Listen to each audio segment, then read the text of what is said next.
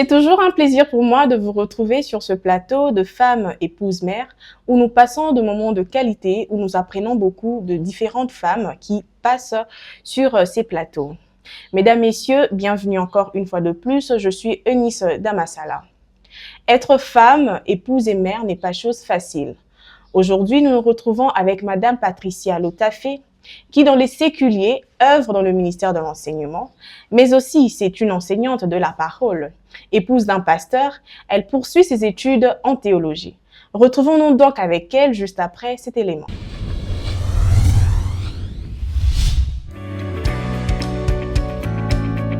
Bonjour maman Patricia, Madame Patricia.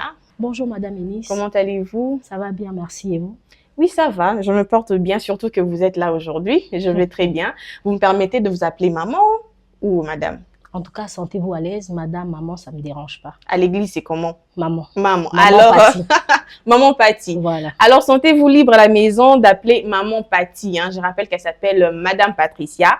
Mais sentez-vous libre de l'appeler maman Paty. Alors, maman Paty, comment définissez-vous votre personne en 3 mots? En 3 mots, je peux dire effacée d'abord. Oh. Effacée. Patiente. Patiente. Et puis, amour. Amour. Ouais. Effacée parce que vous voulez être humble ou effacée parce que vous êtes timide? Bon, c'est pas parce que je suis timide, mais généralement, j'aime passer inaperçue. D'accord. J'aime passer inaperçue et c'est comme ça que je suis. Gloire au Seigneur Jésus. Mais l'effet de passer inaperçu, j'ai l'impression que c'est un peu contradictoire vu votre rang, si je peux me permettre de le dire comme ça, parce que vous êtes épouse du pasteur et vous êtes sous le projecteur. Tout le monde cherchera à voir cette femme de pasteur, Exactement. comment elle se comporte, comment elle est. Mais c'est pas contradictoire? Exactement, oui. Tout le monde va chercher à savoir qui elle est, comment elle est. Et généralement, c'est pour ça, ça nous évite un peu de s'effacer. Quand souvent tu portes aussi cette casquette en tête, que les gens vraiment puissent te remarquer, te faire voir, je trouve que ça va un peu plus loin, c'est abusé. Alors, vous dites que vous définissez aussi comme amour. J'espère que c'est pas parce que le slogan de l'église dit amour que vous dites ça aussi. Non.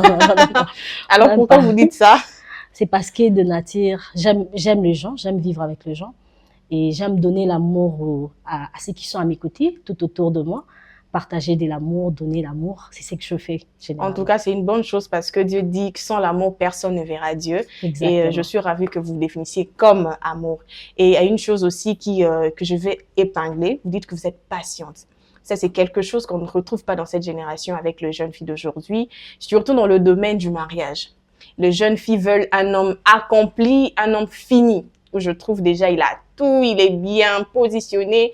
Mais vous dites que vous êtes patiente. Alors, si je peux me permettre en tout cas d'entrer dans votre vie, vous avez été aussi patiente avec votre fiancé à l'époque, actuellement votre mari, le pasteur Samuel.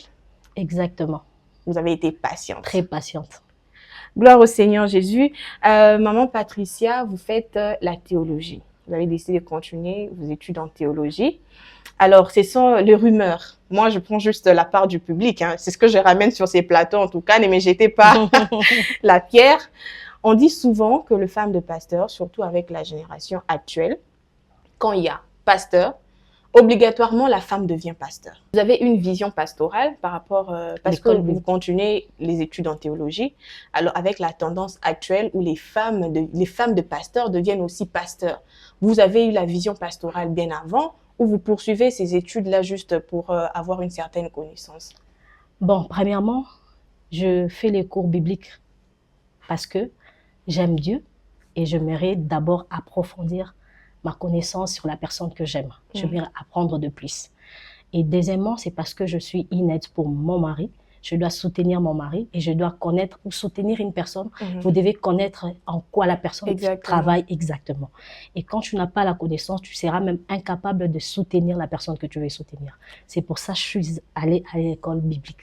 Ouais, donc, nous retenons que c'est pas pour devenir pasteur. Non. Vous n'avez pas cet appel-là. Dieu ne m'a pas dit ça. Ah, super, en tout cas. Ça, moi, je retiens ça comme une très bonne chose parce que toi, souvent, on dit, hein, on retourne à mon temps, le Bible, bon, c'est Dieu qui m'a dit. Comment Dieu vous l'a dit? Non, on ne sait pas expliquer, mais maman Patricia dit que elle veut d'abord apprendre plus sur Dieu et aussi ça va l'aider à accompagner son mari. D'ailleurs, en parlant du fait que vous accompagnez votre mari dans le ministère, je rappelle ici que maman Patricia est épouse de pasteur Samuel Otafé de l'église La Compassion, extension de Lingwala. Alors, quelle est la plus grande difficulté que vous rencontrez en accompagnant votre mari dans son ministère? Les difficultés que je rencontre, c'est d'abord, premièrement, ça fait très longtemps que j'ai travaillé à l'église au pied d'un père et d'une mère. Et c'est une autre chose de venir dans une église où tu as des gens qui doivent t'appeler maman, où tu as des gens qui espèrent attendre un conseil venant de toi. C'est une autre chose. Surtout le fait de savoir que tu vas rencontrer ou diriger des personnes qui sont plus âgées que vous. Et ça a vraiment été difficile pour moi au début. Quand je me suis mariée avec mon mari, c'était vraiment pas facile pour moi de faire face aux mamans, au papa. Ah oui, il y a des personnes plus âgées. Et quand tu vois la maman, tu t'es dit, ouf, elle, c'est vraiment ma mère. Mais tu es obligé de faire avec ça. C'est pas facile, en tout cas. Ça a vraiment été difficile pour moi. Et puis, deuxièmement, c'est par rapport aux expériences et aux batailles qu'on rencontre dans le ministère. Parce qu'il n'y a pas toujours de bonnes choses. Il y a aussi des tempêtes qui peuvent arriver. Dans mon ancienne église, j'étais intercesseuse, partenaire spirituel. Je soutenais mon pasteur en prière. C'en est une autre chose de prier pour soutenir une autre personne et vivre ces combats personnellement, que ce combat soit tourné envers toi. Tu le vis chez toi à la maison, tu le vis avec tes enfants, c'est une autre chose. Quand tu soutiens une autre personne, tu ne sais pas comment la personne se comporte quand ces problèmes arrivent. Toi, tu es là seulement pour prier pour la personne, mais là, ce sont tes problèmes, c'est dans ta maison, c'est dans ta vie, c'est peut-être dans la vie de tes enfants et c'est vraiment pas facile. Ça n'a vraiment pas été facile, toutes ces choses. Mais quand vous nous avez dit que dans le ministère, vous devez gérer des personnes. J'ai l'impression que c'est vraiment comme une vie de couple. Vous voyez, parce que vous dites que vous étiez au pied d'un père et d'une mère dans une autre église. Oui. Maintenant, c'est vous la maman de la maison, si on peut le dire. Exactement. Comme ça. Donc, c'est un peu comme le cadre du foyer où vous étiez chez vos parents. Maintenant, vous venez dans votre foyer où vous devez tout gérer. Alors, si nous prenons ces exemples et cette comparaison, vous pensez que le fait que vous soyez maman pasteur, vous êtes aussi dans votre foyer, dans le fait de gérer tout ce qui a à gérer, les finances, l'éducation des enfants et tout ce qui va avec? Oui. Ça vous aide énormément? Ça m'aide énormément à la maison, chez moi à la maison, parce que tu dois gérer des enfants. Tu dois gérer aussi des problèmes qui sont dans ta maison. Comment tu les gères? Donc tout ça là, tu dois aussi les rencontrer dans les ministères. Dans le ministère, tu vas gérer des problèmes. Tu auras des gens qui vont venir exposer des problèmes chez toi. Des gens qui vont attendre une solution venant de toi. Et à la maison, il faudra trouver des solutions pour les enfants. Il faudra défendre tes enfants. C'est exactement aussi ça. En tout cas, moi, je vous félicite vraiment parce que c'est pas une chose facile d'être épouse de pasteur, d'être la maman à l'église et d'être la maman aussi à la maison. Et surtout que souvent, les gens voient le côté où on vous regarde sous un autre œil à l'église et on se dit certainement, elle n'est pas comme ça à la maison. Alors, il vous arrive de craquer face aux propos que peuvent tenir certaines personnes à l'église, face au comportement que quelqu'un peut d'une certaine manière, quelqu'un peut agir au-devant de vous. Ça vous arrive? Ou vous craquez, vous dites que vous êtes à bout, vous ne pouvez plus, en tout cas, vous lâchez, vous abandonnez tout? Tout abandonner. Oui, tout abandonner. Ça vous arrive? Bon, face au problème, je me dis toujours chez moi à la maison, quand un enfant fait une bêtise, je renonce pas à la paternité de la maternité de mon enfant. Wow. Je me dis pas que dorénavant, ce n'est plus mon fils parce qu'il a commis une bêtise, ce n'est plus mon fils parce qu'il a fait telle chose. Non. Il reste mon fils. C'est comme aussi à l'église. Les gens à qui sont devant nous, ce sont des enfants. C'est comme des enfants, ils nous appellent maman parce qu'ils se disent, c'est vraiment maman, spirituellement, c'est ma mère spirituelle, c'est mon père spirituel. Alors, quand il y a quelque chose qui se passe, il y a des histoires qui se disent, tu ne vas pas dire dorénavant, non, ce ne sont plus mes enfants. Dorénavant, ce ne sont plus mes enfants, nous ne sommes plus là, non. Ils restent tes enfants. Mais ce que je fais souvent, je prie. Quand je vois que, parce que ça arrive à tout le monde, quand je vois que je suis pleine au-dedans de moi, je vais devant les Seigneurs, je commence à prier, j'expose les problèmes au Seigneur. Que les Seigneurs me donnent un cœur, que les Seigneurs me donnent la sagesse. Quand je vais me présenter face à la personne, de savoir quoi dire à la personne, comment me comporter avec la personne pour ne pas craquer devant la personne. Mais vous donnez toujours l'image d'une personne qui va bien. Comment vous faites cela? Ah, c'est ça, c'est Jésus. C'est Jésus. Oui, Ah, Jésus. en tout Quand cas, tu gloire passes à trop du Jésus. temps dans la prière, tu es plein de Jésus. Et même quand il y a un problème, tu ne vas pas afficher au devant des gens qu'il y a un problème. Parce que les gens vont te prendre aussi en modèle. Si toi, tu te comportes mal face à un problème, quand une autre personne va venir avec ce genre de problème devant toi, comment tu vas conseiller la personne? Qu'est-ce que tu vas dire à la personne? La personne va se dire, ah, maman Paty, l'autre fois, elle n'arrivait même pas à se comporter face à tel problème. Tu vois un peu. Donc, tu es obligé d'être forte, au fait, face à ces problèmes. Mais moi, je me demande comment vous faites pour gérer des personnes qui sont un peu plus âgées que vous, qui ont une expérience ou qui ont passé plus de temps, plus d'années dans le mariage. Comment vous faites? Parce que ces personnes-là, bon, c'est une chose naturelle où on vous fait confiance. Vous êtes femme de pasteur, vous avez une certaine sagesse à communiquer pour aider les couples, aider les jeunes, les enfants. Alors, je me demande comment vous faites. Admettons que vous êtes devant votre maman, et puis vous lui donnez un conseil où, voyez, vous savez que vous êtes plus jeune qu'elle, vous savez qu'elle a plus d'expérience dans le mariage, mais quand même, vous permettez de donner conseil. Comment vous faites cela? Bon, c'est pas facile en tout cas. Ah oui, là, je me dis, là, moi, en tout cas, je sais pas, mais que Dieu nous vienne en aide. C'est pas facile parce que il y a d'autres personnes vraiment qui vont venir auprès de toi. La personne a besoin d'un conseil venant de toi. Mais la personne aussi se comporte. Elle agit face à toi comme sa fille. Donc, elle parle, mais elle vous voit comme sa fille. À un moment donné, même, elle ne te laisse même pas le temps de parler. Mais elle est venue auprès de vous pour avoir un conseil. Mais elle ne te laisse pas le temps de parler. Là, ce que je fais, je laisse la personne déverser son cœur, parler. Elle parle, elle parle, elle parle. Et puis, je la soutiens en prière. Je dis, OK, on va prier pour ça.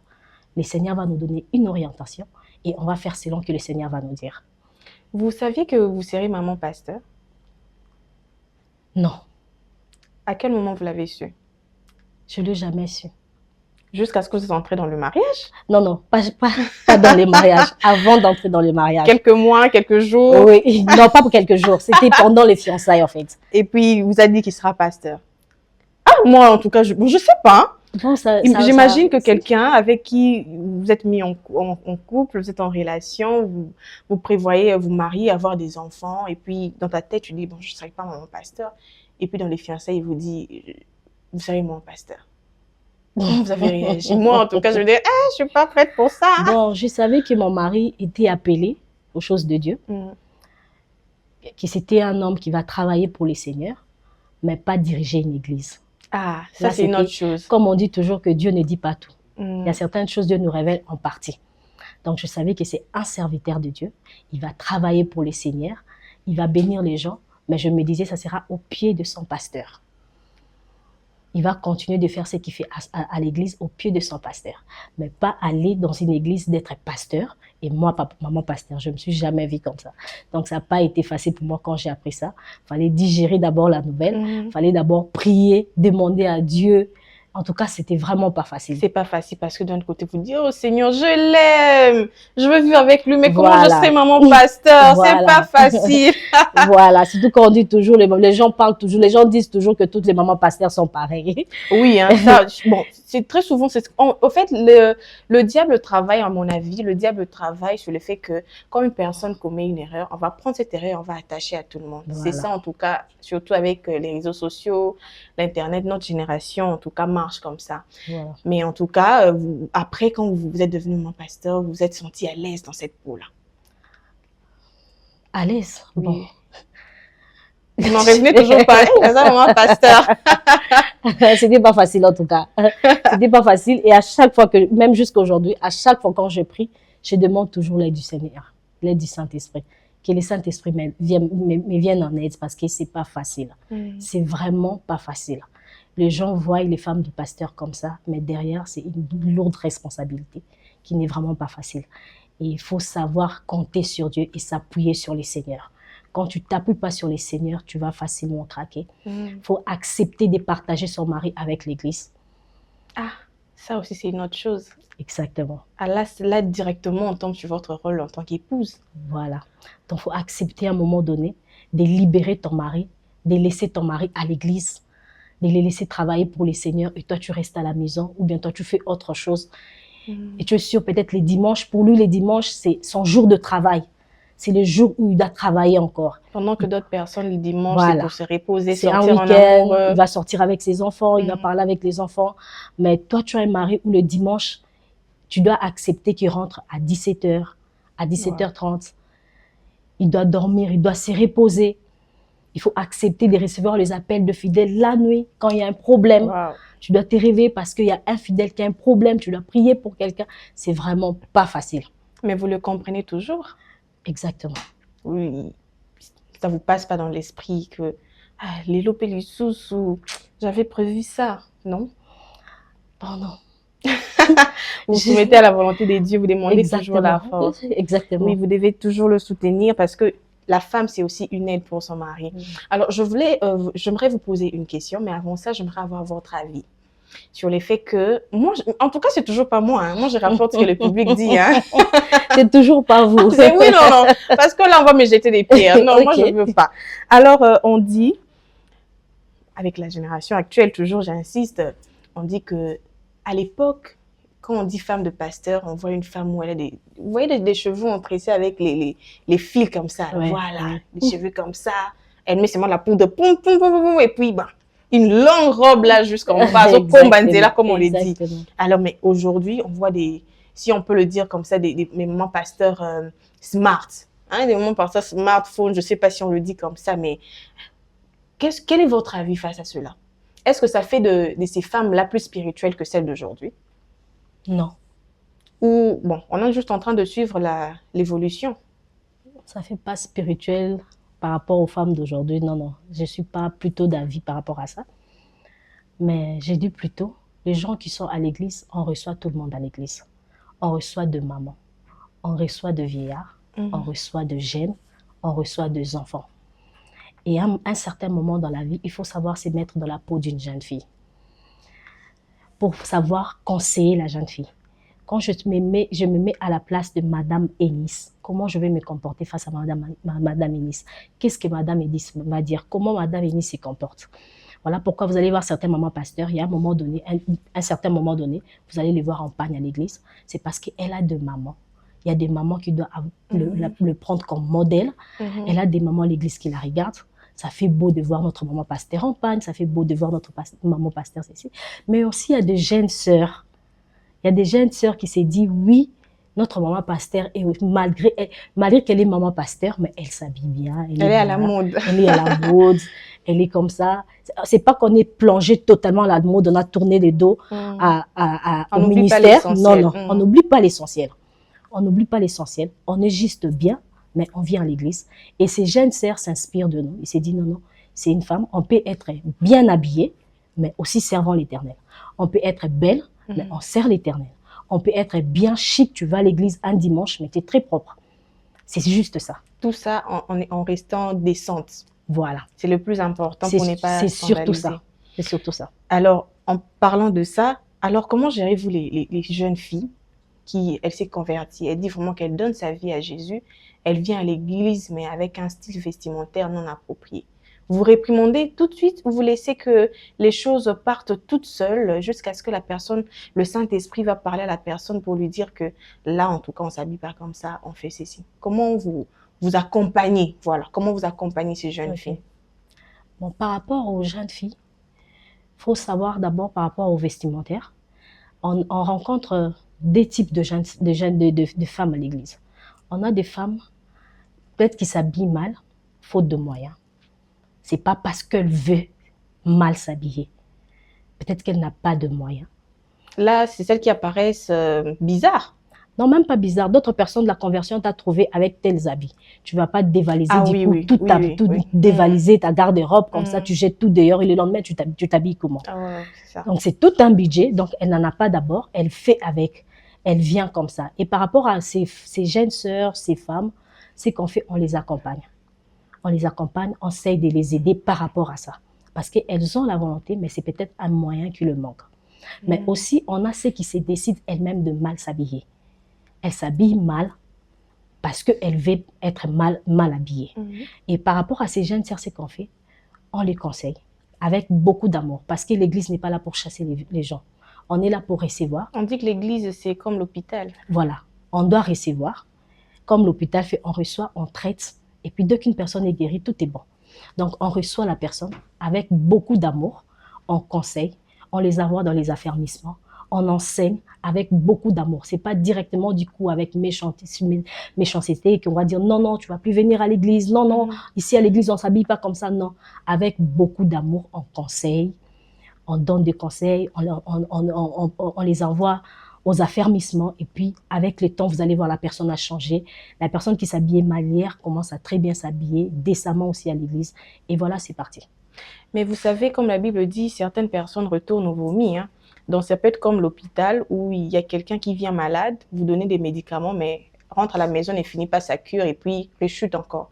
Face à de telles personnes, comment vous faites? Vous avez un suivi? Vous le suivez à la maison? Comment vous faites face à de telles personnes? Les affermissements est très important. Une personne qui a bien suivi ses affermissements, très bien suivi ses affermissements, il reste là. C'est vrai que la personne va rencontrer des problèmes. On va toujours conseiller, on va toujours donner des conseils, mais quand la personne suit ses affermissements, parce que les affermissements nous donnent les bases solides de la foi chrétienne, c'est qui nous maintient à la foi chrétienne. Parce que comment on va voir une maman pasteur qui fait 20 ans dans les ministères, mais qui ne rentre pas au vomi? Comment les servants de Dieu font 20 ans dans les ministères, mais qui ne rentrent pas en arrière dans les vomi? Parce qu'il y a certaines aussi qui sont comme ça. Donc, si avec ces femmes, c'est possible, ça veut dire aussi, avec ces jeunes sœurs, c'est aussi possible. Avec les affermissements, c'est possible. Quand une personne est affermée, il aura l'amour, il aura l'amour de choses de Dieu.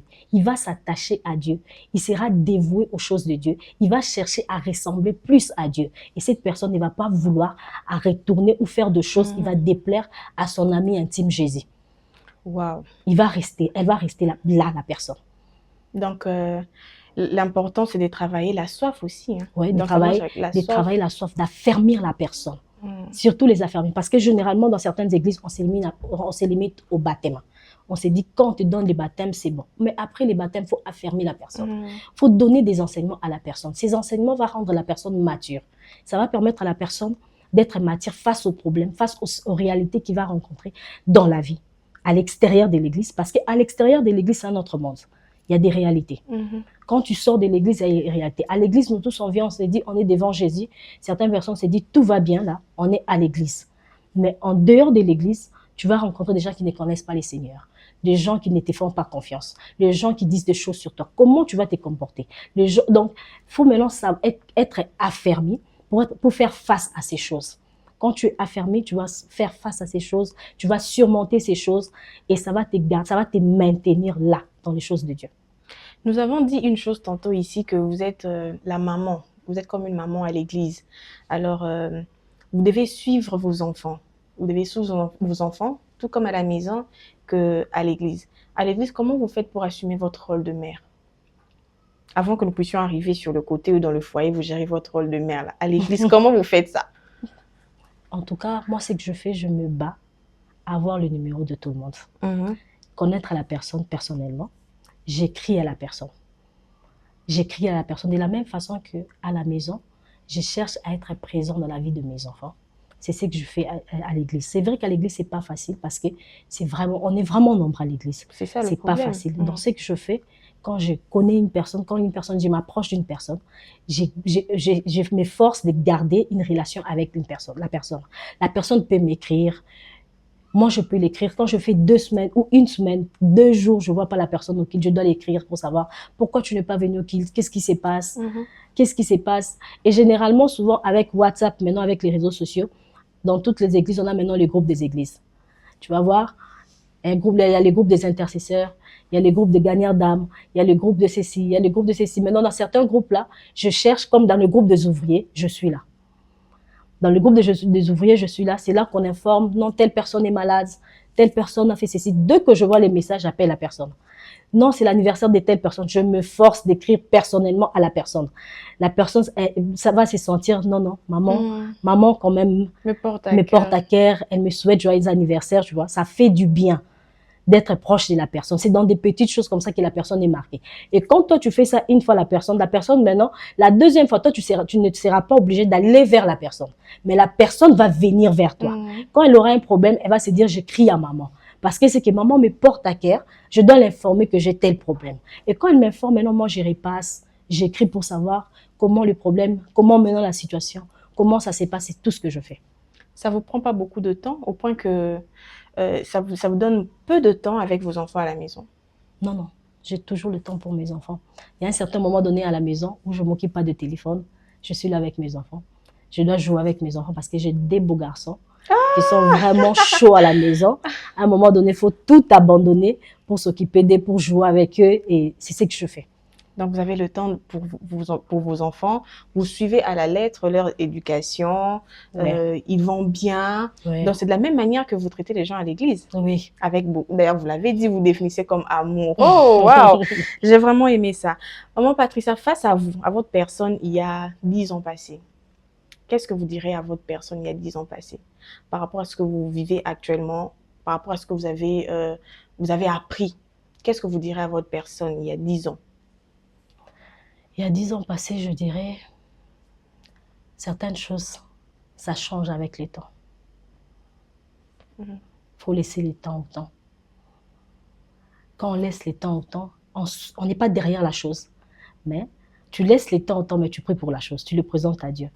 Mais en fait, tu n'es pas pressé. Tu n'es pas pressé de voir 10 coups la chose changer le lendemain. Tu peux te dire que ça peut changer après 10 ans, après 5 ans, après une semaine, après 2 semaines. Mais ce n'est pas facile. C'est pas facile. Pendant qu'on est en train de vivre une situation difficile, ce n'est pas facile de nous dire ça. C'est pas facile. Bon, oui, c'est vrai aujourd'hui.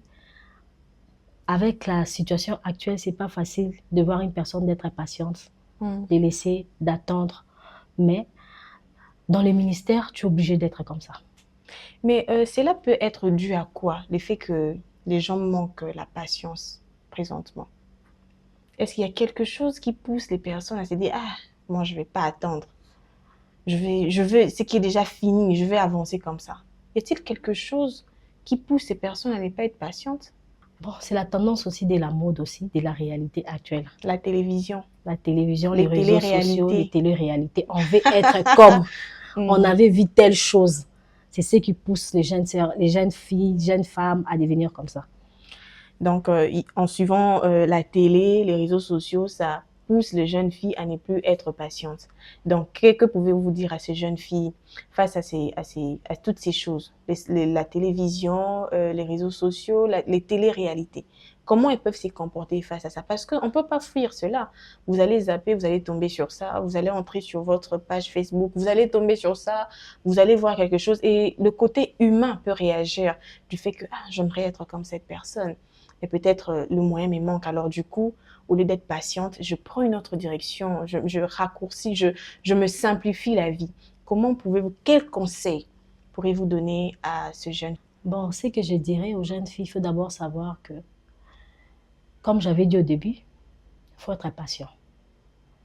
Il faut d'abord être patient. C'est vrai que ce n'est pas facile de voir. Il y a certaines choses qui se passent. Ça, c'est à la mode. J'aimerais être peut-être épouse d'une grande personne, j'aimerais faire ceci, j'aimerais aussi avoir le moyen comme d'autres personnes, mais moi je n'en ai pas. Il faut toujours être patient et faire confiance à Dieu. Faire confiance à Dieu. Parce que la Bible dit, je connais les projets que j'ai formulés pour toi. Les projets de bonheur et non de malheur. Le Seigneur est le maître de la destinée de tout un chacun de nous. Le Seigneur connaît après 5 ans, Madame Eunice Tamassala, qu'est-ce qu'il va faire dans 5 ans. Comment elle sera, où elle sera. Le Seigneur connaît ça. Le Seigneur maîtrise nos destinées. Et quand tu fais confiance en Dieu, tu seras patient. Ça va développer en toi la patience parce que tu sais que le Seigneur ne mange jamais.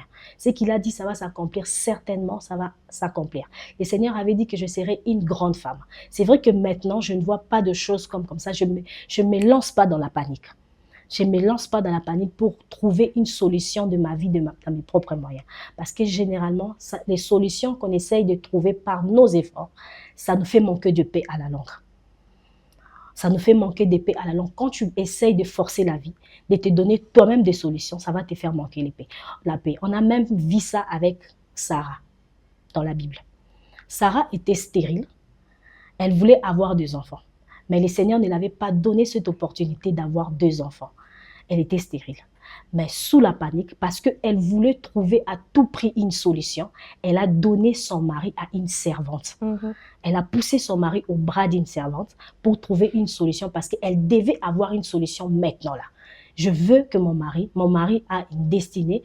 Mon mari est un père d'une multitude, donc ils doivent vraiment avoir un enfant à tout prix. Comme moi, je ne sais pas lui donner un enfant, du coup, je la donne ma servante. C'est ce que Sarah avait fait. C'est une décision qu'il avait prise par rapport à l'impatience. Elle était impatiente. Elle était vraiment impatiente. Et cette solution-là qu'elle avait trouvée, ça l'a fait manquer de paix. Ça l'a fait manquer de paix. Vous allez même voir dans la Bible, elle dit à Abraham de mettre Agar et son fils dehors de la maison. C'était une solution pour lui, mais la solution l'a fait manquer de paix. Elle a dit qu'elle puisse aller dehors de ma maison parce qu'elle n'était pas patiente. Elle n'était pas patiente. Elle pouvait être patiente. Elle pouvait encore patienter. Le Seigneur a dit. Voilà pourquoi j'ai dit que le Seigneur connaît nos destinées. Il est le maître de tout. Il a dit, je connais le projet que j'ai formulé. Il connaissait la destinée de Sarah. Et de la même façon aussi, le Seigneur connaît la destinée de ses jeunes sœurs. Le Seigneur sait que Madame Eunice ou bien telle sœur va d'abord passer par ces moments, mais après, ça sera des roses dans sa vie. Mais quand tu es impatient, tu vas chercher une solution sous la panique. Et cette solution, ça va même te faire manquer la paix à la longue. Alors, à quoi ça sert de trouver une solution seule et puis de manquer la paix? Parce que cette paix-là, on a vu que Sarah avait manqué de paix. Elle ne supportait même plus de voir les rires d'Agar et son fils. Mais comment une personne qui n'a rien dit, une personne qui est en train de rire, toi tu supportes pas ça, de voir la personne rire. Donc ça veut dire que ça montait vraiment dans son cœur, qu'elle ne supportait plus ça. Maintenant, pourquoi prendre une décision qui va te pousser à ça? Tant mieux attendre, faire confiance en Dieu. Les téléréalités là, ce sont des vies des personnes qu'ils exposent. Ils se disent non. Donc, c'est comme une émission. Il y a des coupés. Maintenant, on va monter ceci, on va mettre ceci. C'est pas une vie réelle, en fait. Dans la réalité, ces gens ne sont pas comme ça. Ils montrent ce qu'ils veulent montrer. Voilà. Ils ont quelque chose qui se disent, on doit montrer ça au monde entier. Donc, c'est pas leur vie. On appelle ça télé-réalité. C'est pas leur vie, en fait. Maintenant, quand tu veux vivre cette vie-là, c'est pas facile pour toi. Tant mieux être patiente, tu fais confiance en Dieu. Le Seigneur demain a des projets de bonheur, de paix, qui va te donner la paix dans ta vie et tu seras à l'aise. Gloire au Seigneur, jeune fille, jeune femme, vous avez donc une destinée à accomplir avec le Seigneur. Soyez donc patiente, que le Seigneur vous accorde en tout cas la patience. Maman Patricia, merci beaucoup de passer ces moments de qualité avec nous. J'aimerais savoir en tant qu'épouse, comment vous organisez avec votre mari? Vous avez dit que votre mari, parfois les dimanches, il reste à l'église jusqu'à tard. Et pendant ce temps, vous êtes à la maison, peut-être vous vous occupez des enfants. Mais vous en sortez en tant qu'épouse? Dans le sens où vous pouvez l'inviter au resto. Vous avez vos moments à vous, en fait. Sans voir les enfants, l'église. C'est vous, en fait.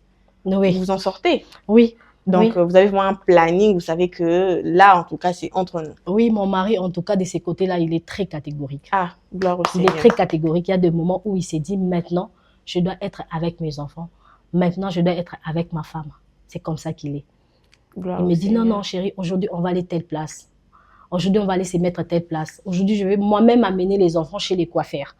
Il est équilibré. Voilà, exactement, il est équilibré. C'est très important, l'équilibre. Il prend les garçons, il les amène chez les coiffeurs pour se faire coiffer et puis il revient. Il s'est dit, moi-même, je vais amener les enfants au coiffeur. Quand il vient le soir, malgré la fatigue, à un moment donné, il surmonte sa fatigue, il commence à jouer avec les enfants. Tu vas les voir là en train de jouer avec les enfants, en train de rire avec les enfants. Et puis, à un moment donné, il va les appeler pour les bercer, pour aller dormir. Voilà, il est vraiment équilibré. Maman Patricia, alors, si un fidèle venait auprès de vous et vous dit qu'il va intégrer l'armée pour aller défendre le pays, vous allez l'accompagner dans cette vision-là? En tout cas, si c'est vraiment son appel, je vais l'accompagner. C'est comme aujourd'hui, une personne dit que je serai avocat. Je ne vais pas dire non. ne fait pas les métiers de droit. Non, c'est Mais là, c'est pareil. quelque chose, c'est différent hein, parce que vous voyez, vous allez à la guerre. On ne sait pas, vous allez revenir, vous n'allez pas revenir. C'est différent. Hein. Ça veut, si la personne me dit ça, ça veut dire peut-être que la personne est convaincue que le Seigneur l'a appelé dans ça. Si Même le votre Seigneur, petite sœur. si le Seigneur l'a appelé dans ça, ça veut dire que le Seigneur prendra soin de lui. Voilà. Donc, le Seigneur peut aussi permettre qu'il ne revienne plus. Vous allez accepter cela. Oui, je vais Un membre de la m'attendre à ça. famille dit, moi, je vais combattre pour le pays. Je pars. Donc, vous dites aussi qu'il peut revenir tout comme il peut pas. Oui, dans toute chose, dans toute chose qu'on fait, il y a toujours de pour, il y a toujours de contre. Tout peut arriver. C'est comme à l'église. C'est comme à l'église, comme je dis au début. Donc, il y a des fois aussi, on reçoit des attaques, on est attaqué. On ne voit pas seulement les pasteurs, maman pasteur, il y a aussi des choses qu'on subit, on est attaqué, nos enfants sont attaqués. Ce sont des choses qu'on rencontre sur les chemins du ministère. C'est comme aussi la personne, tu peux rencontrer aussi, tu pars au front et puis tu reçois une balle peut-être au pied. C'est des choses, c'est comme une personne qui est à l'église qui reçoit une attaque à l'église. Donc, tu dois rentrer, prier, ça arrive. Ok. Sentez-vous libre d'aller défendre le pays, en tout cas. Exactement, on a besoin d'eux. Oui, on a besoin d'eux. Sans eux aussi, c'est pas possible. Vous êtes femme, vous êtes mère, vous êtes épouse. Alors, quel est le rôle le plus difficile à assumer? Le plus difficile, c'est le fait d'aller au travail. Laisser ses enfants et puis revenir à un moment donné fatigué, mais tu es obligé d'être avec tes enfants. Qu'est-ce qui t'a rendu dans cet état-là? C'est le fait que tu allais travailler peut-être toute la journée et puis tu es revenu. En fait, c'est pas facile de combiner les trois. C'est pas facile en tout cas. Donc en tout cas, le 3, c'est vraiment difficile. Non, c'est pas les trois qui est difficile, c'est le fait de travailler qui est un peu difficile. Ah, ok. Mais si on vous demande d'arrêter, vous n'allez pas aussi arrêter. Non, je ne vais pas arrêter. Donc là, vous êtes en train de prier Dieu pour avoir la force. Oui. On doit demander au Seigneur de nous accompagner dans ça, de nous donner la force parce que je ne peux pas arrêter en fait. Ah, gloire au Seigneur, que l'Éternel vous donne la force. J'étais ravie en tout cas de vous recevoir sur ces plateaux et je crois que quelqu'un est béni à la maison par votre passage ici. Mais avant que nous puissions nous séparer, pouvez-vous adresser des mots à Dieu, faire une prière pour une femme, pour une jeune femme, afin que Dieu accorde la patience et surtout aussi l'amour. Parce que Dieu insiste sur ça, sans l'amour, personne ne verra Dieu. Nous devons nous aimer les uns les autres et aussi être patient. Non seulement patient sur le chemin du ministère ou de la destinée, mais patient aussi envers les autres. Pouvez-vous prier dans ce sens-là pour une jeune fille, une jeune mère qui nous regarde en ce moment? Ok, on peut prier. D'accord. Seigneur, merci pour ce moment. Merci Seigneur. Seigneur, je te prie pour une femme, pour une jeune sœur qui a besoin de toi maintenant, qui a besoin de voir ta main, l'accomplissement de choses que tu as dit sur sa vie. Seigneur, peut-être que ce n'est pas les moments, peut-être que ce n'est pas encore le temps, mais je te prie de donner à la personne, à la femme ou à cette jeune sœur, ses cœurs, d'être patient pour attendre. Amen. D'être patient pour attendre à ce que l'accomplissement de promesses que vous avez dites sur sa vie se réalise. Seigneur, je te prie de répandre l'amour dans le cœur de femmes et des jeunes sœurs qui en ont besoin. Face à certaines situations, face à leurs proches, à leurs difficultés qu'ils traversent, Seigneur, je te prie de répandre ton amour, l'amour dans leur cœur. Amen. Que leur cœur soit rempli d'amour, que leur cœur soit plein d'amour. Merci de bénir une femme. Amen. Je te prie de soutenir une femme qui en a besoin maintenant, qui passe par des moments difficiles, qui a besoin de toi, qui a besoin de voir un miracle. Seigneur, étends ta main sur la vie de jeunes femmes, des jeunes sœurs. Merci de le bénir. C'est en ton nom Jésus que nous avons assez prié et reçu. Et nous disons Amen. Amen. Amen ici sur le plateau, amen aussi à la maison. En tout cas, je me sens parfois triste quand il s'agit de nous séparer, mais grande est ma joie parce que nous savons que nous allons nous retrouver encore le vendredi prochain, à la même heure en tout cas. Que le Seigneur vous bénisse, que le shalom et les oeils de Dieu soient dans votre maison. D'ici là, portez-vous bien et à la prochaine.